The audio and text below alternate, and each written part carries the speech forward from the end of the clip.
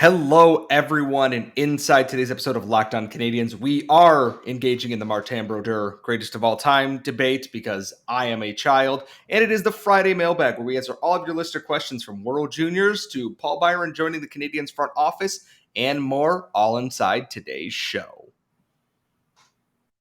For Locked On Canadiens, your daily podcast on the Montreal Canadiens, part of the Locked On Podcast Network, your team every day.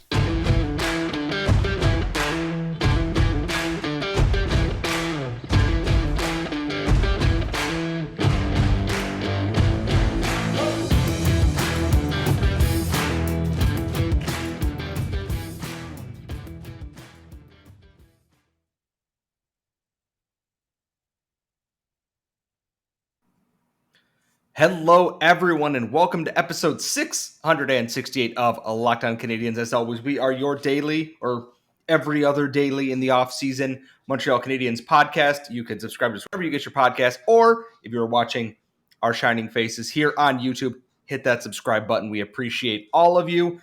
I am one of your hosts. I am Scott Matlin. I'm joined, as always, by the active stick, Laura Saba, who I think is bracing herself because I picked the first segment today, which is never a good sign for how the show's about to go. Well, I mean, I'm going to say that you're absolved of the blame because it actually goes to our colleague Trey Matthews at Locked On Devils, who decided to bring the wrath of the entire hockey internet upon himself.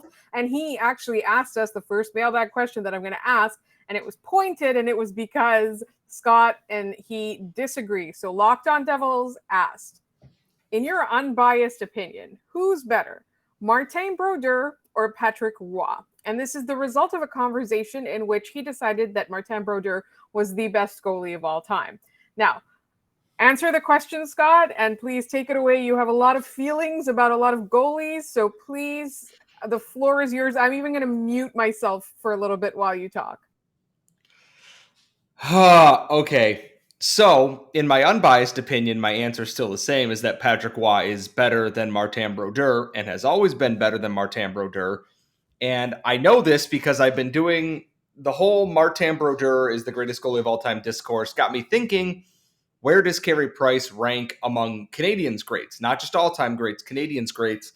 And in the rough stages of research right now, using Hockey Reference and other things with some help from Nathan from Eyes on the Prize, putting the charts together as we speak, Patrick Roy was far better across his career than even I had originally given him credit for, in that he, into his last seasons with the Colorado Avalanche, Patrick Roy was an elite goaltender. Yes, the league was changing a little bit in terms of save percentage and everything else. Patrick Roy himself was still better than Martin Brodeur. And the reason behind that is Martin Brodeur's best years came when the Devils played the worst, most boring, defensive, hockey-destroying system of all time, and he faced like 13 shots a night and could take a nap in the crease half the time. Yes, figure out how to beat the trap, but when you're facing 13 shots a night, I'm not going to give you the credit over someone who's facing 30 to 35 to 40 a night and putting up better numbers, winning 2 more Stanley Cups. And here's the thing. I get that this is a Canadiens podcast. I don't even consider Patrick Roy the best goalie of all time. He's second. The best goalie of all time is Dominik Hasek. And yes, he got his 2 cups and everything with Detroit. He should have had a third. Brett Hall's foot was in the crease. I don't care. Dominik Hasek was an absolute freak of nature in net. And the thing is, I look at the debates across here. The only people saying Brodeur are Devils fans. And yes, all-time leader of wins and this and that. When you face 13 shots a night, you don't have to do anything. Your body doesn't break down. Dominik Hasek was 40 years old and flipping Marian Gaborik into the third row, when he was played against Minnesota. Hasek was incredible. And to round out everything, it's Hasek, Roy, and then it's Ken Dryden. Because across my research on this article I'm writing about Carey Price, Ken Dryden's 8-season career is stupid in a good way.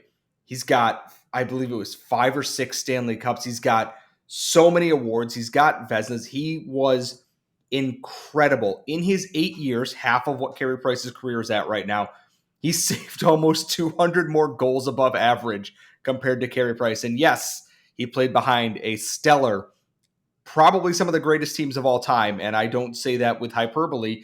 Legitimately one of the best teams of all time got to play in front of Ken Dryden. They lost 8 games. 8. One less than 9, one more than 7. 8. They were a dynasty. And it's not slandering Martin Brodeur if it's true, I'm pretty sure. So, like, he's not the greatest goalie of all time. Do I consider him in the fringe top 5? Yes. But I look at modern goaltending now, and I look at some of the guys that, yeah, they didn't have the cups, but what they did over their body of work was far more impressive. Someone like mentioned, Roberto Luongo, likely is a far better goaltender than Martin Brodeur. Henrik Lundqvist. I don't know where Carey Price is going to fall in that spectrum. This is not about him. But no, Patrick Roy is better than Martin Brodeur. Dominik Hasek is better than both of them. And Ken Dryden is better than Martin Brodeur as well. Wins are great. Wins are not a goalie stat. Wins are a team stat. And when your team allows 13 shots, it makes your life easy. Simple as that. I didn't yell as much in this as I thought I was going to. I think I made a nice even-keeled point to make Devils fans very angry at me. But when you have to live in Newark, it's understandable. So, Laura, do you have any additional thoughts to the goaltending discourse perusing Twitter right now? I wasn't perusing Twitter. I was tweeting that you were in fine form on the mailbag tonight and to make sure everybody catches the episode, because even though you didn't yell, I would still consider this a patented Matt Laurent. Do people want me to yell? Like, because I can definitely yell about how Martin Brodeur married his sister-in-law and his uncle daddy, and that is the number has one. Nothing to do with whether or not he's better than Patrick Roy, though. That's the thing, is that, like, I find that, like, Martin Brodeur jokes have their place. But if we're going to talk about on-ice hockey, and Devils fans have gotten so angry, like the New Jersey Devils Twitter account went after Andrew Berkshire for saying something like this. And it's not trolling. I really, truly do think that while Martin Brodeur was a fine goaltender in his day, I think he was helped a lot by his team.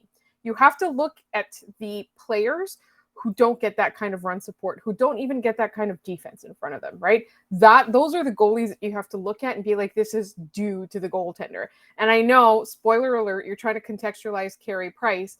And I feel like Carey Price has some things about his game that are the best in the world or the best of all time. But even he's not somebody that I would put in that conversation just yet, right? Like Dominik Hasek is like head and shoulders above the rest. And it takes a lot of hindsight and like re-examining the games and the context of everything to kind of really bring that home.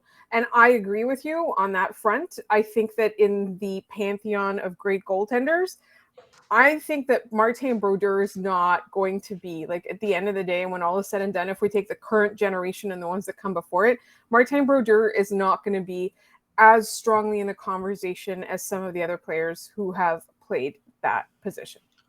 And to put a lid on this before we get into the rest of the mailbag stuff is I'm not taking his accomplishments away from him. It is not easy to win things. Context matters in these things, and looking at the advanced metrics. Thank you, Hockey Reference. Love you. Martin Brodeur does not stack up. And it pains me. I thought Carey Price would stack up better. He does not so far. Spoiler alert, there will be more on that. That is all I have to say on the Martin Brodeur discourse. I no longer wish to participate. I am logging off the discourse after tomorrow. But we have so many more questions in the mailbag coming up next. But first, if you haven't tried Built Puffs yet, you are depriving yourself of one of life's greatest joys. And guess what, folks? If you like those chocolate marshmallow protein puffs, there's a new flavor. It's a delicious, indulgent cookie dough. And that's right, the folks at Built have done it again. It's all the joys of eating cookie dough without ever having to make it. And it's good for you. It's only 160 calories, 15 grams of protein in each puff. So run to Built.com and snag yourself a box. They're great on the way to work in the morning. You want a snack, everything. They are there to help get you through your day. And they are covered in 100% real chocolate with a light, fluffy texture on the inside and all that sweet, sweet cookie dough flavor. So right now, go to Built.com, use promo code LOCKED15 and get 15% off your order. Trust me, get there. Their new flavors go fast. So it's new cookie dough chunk puff. That's Built.com, promo code LOCKED15 to get 15% off your order. Get there now and let us know what you think. We are back. It is our Friday mailbag. And as always, if you want to send us your mailbag questions, you can comment on YouTube. We will pin them usually to the top of the video that you commented on. You can tweet us at @LO_Canadiens. Send things to lockdowncanadiens@gmail.com. We love listener questions. It makes our life very easy to create content when the Canadiens are content to do nothing in the doldrums of August right now. Laura, what do we have in the mailbag today? Our friend Chandler Bong from YouTube asks us, what was your moment of catharsis from last season, and New York style pizza or Chicago style pizza? I would be banned from the state of New York if I didn't say New York style pizza. My girlfriend is in the other room. She loves Chicago style pizza. I don't know if she loves it more than New York style pizza, but I will get an answer for Twitter tomorrow. My moment of catharsis. I think there was something very funny in beating the Leafs twice in games they were rapidly outplayed in both times. In that, yes, I know the Habs suck this season and they're terrible, but Jake Allen posting like a 56 save game to beat Toronto is absolutely hysterical to me. Does it matter in the long run? No. And to be fair, it didn't matter to Toronto either. They ended up winning the same amount of playoff series as Montreal did last year. There's a joy in beating your biggest rival, especially after what they did in the playoffs last year, where even when the Habs are bad, they can still be that thorn in the paw of a lion. And I think that's hilarious to me always. Outside of that, Caulfield's hat trick in the last game of the year, no one was trying except for the Habs, but I don't care. It's the best way to end a season on a high note, is everyone's having fun. Carey Price is giggling at Ben Sherratt. Cole Caulfield scoring goals. Jordan Harris got his first career goal. It felt like a very nice exorcism on the season at the end of it all. For me, I think it was in Edmonton. It was against Edmonton for sure, when Nick Suzuki got a goal disallowed, and then he went and then did it again and scored the goal again in the exact same way. Nick Suzuki, speaking of, on Habs Tonight with his mother. Check that out as well. It was live. I believe they've posted it already. We're going to have the folks from Habs Tonight on at some point in the offseason. We are trying to kind of get to know all the people that we talk to on Twitter on the podcast, so we can, we can all have like a big happy Habs community. Also, Chicago style pizza, I don't consider it pizza, but I consider it extremely delicious. It is like an extremely delicious tomato cheese casserole thing, and I love it very, very much. Next question from Randy Hansen on YouTube. The video editor left this week after 25 years with the Habs. Is this a function rendered obsolete now with a new analytics department? No, because someone does have to have an eye. I believe he's also the one who's watching in game for coaches' challenges and things like that. And I think Mario LeBlanc's been doing this for 25 years. That's a long time, and that's a lot of watching. And getting a fresh face in there is likely not a bad thing. I think the analytics department will help who's in charge of that, and it might be multiple people instead of one person now. So when they come in between periods, that they can have, hey, clip this goal. Hey, what happened here? What happened? And they can go over that, and they can have potentially more information available to them. I don't think it's obsolete. Video is never going to be obsolete in the NHL when you can learn so much, when you see things that you can't see on the ice from a different angle. And I don't think that's going anywhere anytime soon. This next question is from Patrick L. on YouTube, and I love when people ask us these questions because it makes us go away and research and find things out for ourselves. Not related to the video at all. This was related to, I think, our Owen Beck episode. But if I'm not mistaken, there's a second buyout period before the season starts, right? If a trade is impossible, who do you think may get bought out in order to re-sign Dach and Primeau? Scott and I did a little bit of digging. Some teams get a second buyout window. That only happens if there's arbitration involved. Yes. So not everybody gets one. It's essentially like if they have to go to arbitration for whatever reason, then they have the opportunity to buy a player out in order for whatever that happened in arbitration to be cap compliant. So, like let's say you go to an arbitrator and they tell you Shea Weber is worth $8.7 million a year. And the Philadelphia Flyers go 15 years. Sign me up. This was after there was a 1 year with Nashville, right? So they went to arbitration. The arbitrator awarded a crap load of money. I believe that's what happened. Then you have a second buyout window in order to become cap compliant. But the Canadiens don't currently have anybody in arbitration or electing for arbitration or taking anyone to arbitration. So that is a moot point for the Montreal Canadiens. But I do think that they will have to trade somebody in order to re-sign Dach and Primeau. So who do we think they have to trade? I was going to say, they were buying someone out. Everyone's going to go buy out Mike Hoffman, buy out David Savard, and I don't think they're going to do that. My thought is that someone like Yoel Armia might be a buyout candidate, and we'll get to it. There was another question, I believe, from Randy Hansen that said, if Paul Byron were to retire, if they could convince him to because of his hip injury, what's the path to bring him in? And I think for myself, that's not a bad one because Paul Byron is someone who's been in that room through the good and the bad as a leader. And I would welcome him as a member of player development because like Stéphane Robida, like Alex Burrows, like Martin St. Louis, he battled from the AHL to make the NHL and then became a regular 20-goal scorer and made himself a jack of all trades. I think someone like that who's useful in a bottom six role is likely to be bought out. You're not going to see Mike Hoffman get bought out. I don't think you're going to see David Savard get bought out. I think they're going to see what they have with Mike Hoffman this season. I don't see that happening, but I think an Armia or a Byron or someone might be the buyout or trade candidate that's most likely at this point. Do we have time in this segment or shall we move on to the next one? Because we've got so many questions still. We've got time for one more short question. Okay. This is not short. Beth from the Happy Hour. This is a relatively short question. If the Habs were to do parent trips this season, would you be more interested in going on the mom's trip or the dad's trip, and why? I kind of want to go on the mom's trip just because it seems like the mom's trip is you have every player who's just kind of like, oh, shucks, mom's here. I can't do anything bad. Whereas dad's trip is like halfway through the first period. They're all completely drunk. And it's like, it's a frat party. And every dad's like, yeah. And they're yelling like it, probably they've been doing their entire life. The mom's trip, I feel like, would be hilarious because the amount of embarrassing stories they likely have to tell. Dads would be like, oh, yeah, Josh and, Midget beat up this kid so bad he had to go change leagues. And like, that's weird, but okay. Whereas like the mom's trip, they'd be like, this one time he went to go skate, but he forgot his pants and went out there naked for some reason. And I think that would be hilarious to me. The mom's trip would have so many better stories that I would like to be privy to because that's a once in a lifetime kind of thing. Admittedly, I hope the Canadiens do both this year. I think both are equally important. Some players, might not have, obviously, like look at Martin St. Louis, who lost his own mother.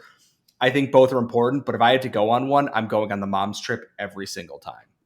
I would agree with you there. I just think it would be really fun to hang out with the moms, particularly Amanda Suzuki. I'd love to meet her. She seems like a really delightful person. We've had her on the podcast, obviously. And Beth from the Happy Hour, please come on our show at some point this summer. I know your life is crazy too, but we'll figure out some time. Scott, I think that's it for this segment. Not for today's mail, but we still have plenty of questions, right? Just for this segment. And remember, if you want to send us questions at @LO_Canadiens at Twitter, LockedOnCanadiens@gmail.com. Don't be a jerk in the YouTube comments, and we will get to the rest of your questions coming up next.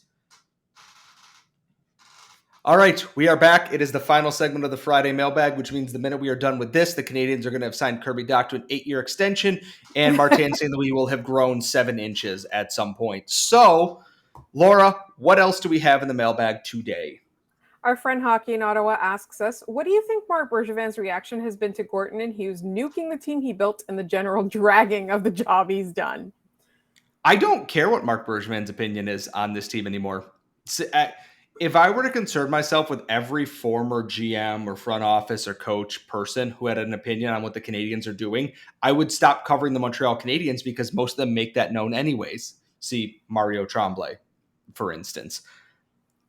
I don't care what he thinks because I look at all the things about the contracts Bergevin signed. And yes, we saw the Nick Suzuki discourse. Please actually read Dom's article before yelling at him about that, where he disagrees with his own thing, but he can't change his model.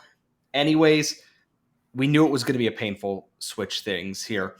And they have prospects and there's things up and coming. They're doing the right things at lower levels to build to the upper level. It's not an instant flip of the switch here. And I'm going to wait 2 years, 3 years at this point before some of these contracts are off the book, before I think we truly see what Hughes and Gorton have done to this team overall. I would agree with you there. We haven't mentioned yet the article in The Athletic where they interviewed Dom Ducharme and he sort of brought over his side of the story. And quite frankly, I didn't even read that just yet because I was like, it's a new era. I don't care. I don't care. It's a new front office, new coaching staff, new players. It's a new era. We're going to leave the past in the past. Our friend KCD, who I want to shout out because Casey takes us on walks every day. So thank you so much for letting us join you. You can have us on in the car. You can listen to us when you're walking your dog, while you exercise. And Casey's question is, if you made a Hollywood movie about the Habs last season, what would you name it and which actors would be in it? Josh Anderson will play himself. Yes, we need the handsome male lead. Brendan Gallagher's the goofy one who dies, unfortunately. Which who plays goofy characters a lot? Got to be Andy Samberg. And yeah, I know I'm saying this partly the bias because of Brendan Gallagher's the Brooklyn Nine-Nine TikTok. Yeah. It fits though, and it's like it's got to be. It's a disaster movie where like it doesn't. I'm trying to think of a disaster movie where everything is terrible for 90% of the movie and then gets better for the last like 10%. And then I'm realizing that's just like every B sci-fi movie ever made, except for, well, Titanic's not a sci-fi movie. It's a romance movie, and then it's a disaster movie. And then she throws the jewel in the ocean like a selfish jerk, and I wasted 4 hours for nothing. It's basically The Day After Tomorrow, but with the Habs after, where just everything goes to hell immediately. Carey Price is the one no one listens to. Yeah, and Carey Price is the one scientist that no one listens to until it's too late, and then he can't do anything to help them, which kind of a little on the nose, I think, for that. So I got to think about more of that. That's difficult. So, but I do think it's a disaster movie of some kind, at least. And I think definitely. And then you have to have, like, who's going to play Cole Caulfield? Like, you have to have a player that's known for, like that kind of role where, like, they're clearly a grown-up but look like a 5-year-old. Martin Freeman can play Martin St. Louis. They've got the same hairstyle. That's a good one. I also really like Martin Freeman. That's a really good one. And then, all right, so we got to move on, but please leave your ideas as to who would play who in the Habs disaster movie on our Twitter, or you can email us or on the YouTube. And the email is lockedoncanadians@gmail.com. The YouTube is LO_Canadians. And we will revisit this topic with all of your ideas. We'll talk about it next week. So make sure you make your ideas known. Logan B asks, what is your spiciest take for next year? Can I have one? Yes.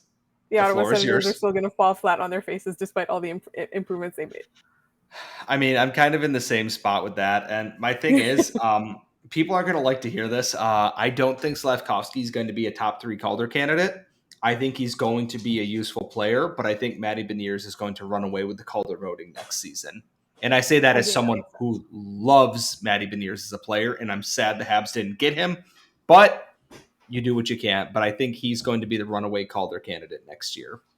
I think that's a great idea. All right. Our friend Rock Smasha, do you hope that Joshua Roy gets the chance to play next to Bedard at the World Juniors so as to play next to a generational talent and hopefully future Hab? Or would you rather he play next to Riley Kidney to potentially build some chemistry? I would rather him play with Bedard because that means he's playing more. Kidney seems to be kind of penciled in as a bottom 6, 13th forward type, and Connor Bedard is Connor Bedard.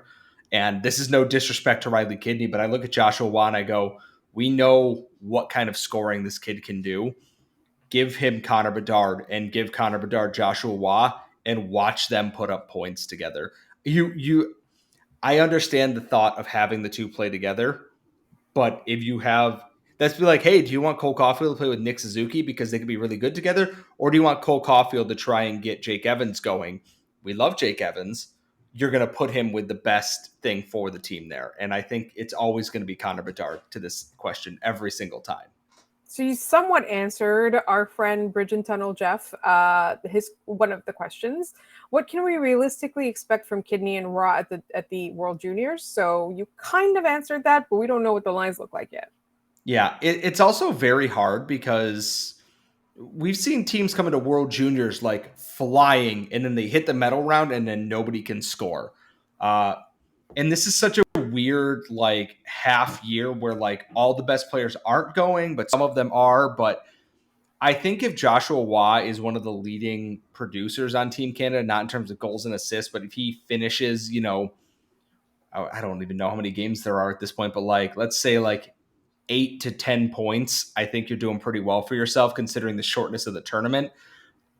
If Riley Kidney just gets regular ice time, I will be shocked because Team Canada is one of those teams that sometimes they make head scratching decisions and no one seems to understand why. So, but 13th forwards have had big impacts before. When I was covering the tournament in Buffalo, the 13th forward at the time scored the gold medal winning goal. So who knows? Maybe that's him this year. Jeff has a follow-up question. Why is Gamora? Okay, did something new happen? I've missed the last 2 movies. I haven't watched the there's movie not or Far another From Home Gamora yet. reference in Love and Thunder. I can tell you that much. But now this just made me want to rewatch Infinity War again. So thank you for that. I have to do another Marvel rewatch. It really cheers me up. George Russell, thank you so much for getting in touch. Hi, I listen to the majority of the podcast, especially with the draft previews. Check out all of our not just pre-draft but post-draft coverage because we've had some amazing guests and we love them so much. A couple questions for the mailbag. Where is Mayshar going to play this season? And if Sean Farrell can crack the roster out of camp, will he stick or go back to college? For Farrell, he said he's already going back to college. I believe he is done. They can't participate in the rookie tournament because lodging and stuff is paid for by the team or traveling. So that violates their NCAA eligibility, which is very stupid because the NCAA is the NCAA. As for Mayshar, I believe he says he's sticking in North America. His rights are owned by the Kitchener Rangers in the OHL, and I believe they'll give him a shot. He might get a few games with the Rocket, and they'll see where he's at and decide what to do with him there. The Rocket aren't overly crowded on high skill players, and I'd be very curious to see how he does, but I wouldn't blame the Habs if they went take a year in the OHL and then we'll go from there. Because he is a first round pick, he can play in the AHL under the rules, I believe. So I'm not worried about whatever they decide to do with him. I'd rather they be cautious than try to rush anything, especially with a player of his talent and abilities so far. So we've got a few more questions left. Randy Hansen asks, how interested are you in the World Junior starting next week? And what is Team USA thinking by cutting Hudson? I'm up in the air with World Juniors just because it feels very weird. And also with everything going on with Hockey Canada, it feels very weird that they're even allowed to operate and participate in this. So there's that kind of lingering shadow over it. I am grateful for hockey being around to kind of watch on my off days and stuff, but there's something very weird that doesn't quite jive with it. And maybe it's just because I don't think World Juniors hockey is supposed to be being played the same time that the EPL is starting. And I can only focus on so many things at once. As for cutting Lane Hudson, as for cutting our short king, Team USA is stupid. Nothing has changed. None of us are shocked. So they make bad decisions all the time. Yeah, we're going to watch it obviously because we want to cover it for you. But I'm a little bit burned out on not just Team Canada hockey, but just this whole thing still happening after everything that's been revealed. So, I don't know if I'll get too excited about it, but we are going to watch it. Obviously, we're going to cover it for you, and we're going to keep an eye on our lovely Habs prospects. Randy Hansen's next question. If you were the GM, would you ask Paul Byron to retire and offer him a position with the team in player development? We kind of covered that, but I just want to go on the record of saying yes. A, because it comes off the books. B, because I think Paul Byron is being held together right now with popsicle sticks and glue, and I would like to see him get some rest, but I know that he's the kind of person who would never want to be away from the game of hockey and who always wants to contribute. And what better way to contribute than to be working with those players that you're such a leader in the room for. And finally, Randy Henson asks us, what about living in Buffalo has pleasantly surprised Scott the most? I can walk most anywhere I need to get, which is a super big bonus. It was one of the things that surprised me about Montreal too when I was there for the draft. From where our Airbnb was, everything was at most a 20-minute walk away, and it was very easy to get around. In terms of Buffalo, the food scene's been really, really good to us. Not just wings, but like we found good taco places, we found good Thai, good Indian. We found so many good. We've had Ethiopian, and it was phenomenal. And I think the multicultural food scene in Buffalo is really, really underrated. And that's to say nothing of the beer scene, which is growing a lot. And I am a big fan, obviously, of that as it is right now. So I am coming up on a full year in Buffalo. It'll be sometime next week that I'll have moved out here, actually. So it's been an experience, and I hope the next year is even better than this one. I find even more good spots to tell people to go visit when they come. So That's awesome. And I'm also now trying to find my way to Buffalo for the rookie tournament just because I keep hearing Scott talking about it and I want to go hang out in Buffalo. So that's it for our mailbag questions. Thank you everybody for submitting your questions. And as always, you can submit the questions on the YouTube. You can just enter them in the comments. You can also email us at lockedoncanadians@gmail.com, and you can tweet us at LO_Canadians or DM us at LO_Canadians. We're very happy about that. We're in the process of lining up a really cool guest for next week. And if you have suggestions for that, you're welcome to email us as well. As always, do not be a jerk. I want to thank the person who gave some really constructive criticism, actually, who said my shirt was distracting because I was wearing a striped shirt the other day and I completely forgot that you're not supposed to do that on camera. And it was apparently like making my whatever, the view of me very blurry. Then I went and I watched the video and I cringed. So I'm sorry about that. And thank you for reminding me of that. So I am now wearing solid colors from now on. And as always, if you want to follow us, we are on Twitter at LO_Canadians. Laura's at the Active Stick, and I'm at Scott Matlin. When you were done checking us out, please check out Locked On NHL. They have all the breaking news and updates from all of our local experts all summer. Folks, we will see you all next time.